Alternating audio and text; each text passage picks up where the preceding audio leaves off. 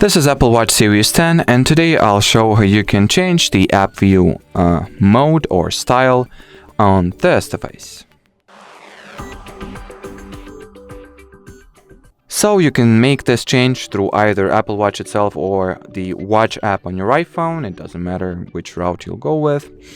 So when it comes to an Apple Watch, just launch the Settings app or the Watch app on an iPhone. And from here, the steps are identical. So find and enter the app view category. And here you can switch the app view between grid view like it is now. So that's the grid view.